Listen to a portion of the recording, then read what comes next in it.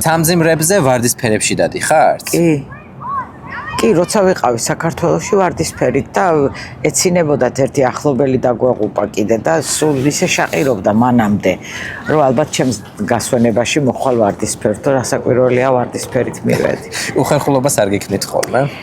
წარმოიდგინე, რომ იცნობენ ასე მგონია, რომ ზედმეტად არ მიყვარს, რომ მიყურებენ.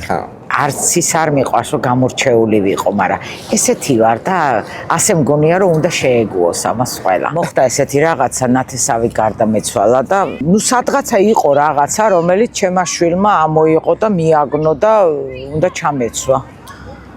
ძალიან ცუდად ვიგრძენი თავი. ისედაც ვტიროდი სატირალში მივდიოდი, მაგრამ იმითი უფრო ვტიროდი, რომ ეს შავი იყო და ეს ჩემი არ იყო. და ჭირის უფალმა მთხოვა გაიხადეო. ჩაიცი, შენ რაც გინდა.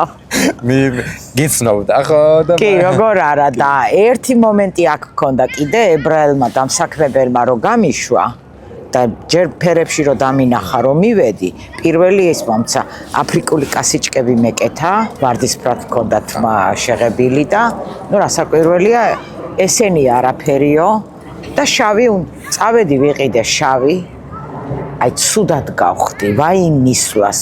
მე ვთქვი მე ჯობია გამომაგდონ და უარი მითხრან. თითქოს ჩემს აქციელს ვამართლებ. და იმათმა ნახეს მანამდე ინტერვიუზე მისული და რატო არ გაცვიაო ის? მე ვთხარი ესე მითხრეს და ესე გამაფრთხილეს მეთქი. ის იყო და ის. ორადორი რა, ის რაღაცაც გაჩუქებული მაქვს, რომელიც ერთჯერ საქართველოში მეცვა ევაზე და მეორე ის, მე არა მაქვს. და ოჯახმა გითხრა ჩაეცვიე შენაც გინდაო, ხო? ხო, ოჯახმა მითხრა, იმიტომ რომ არ არის ჩემი, აი ვერ ვიგრძნობ თავს, მოუკვდები. შეიძლება სიცხე მომცეს.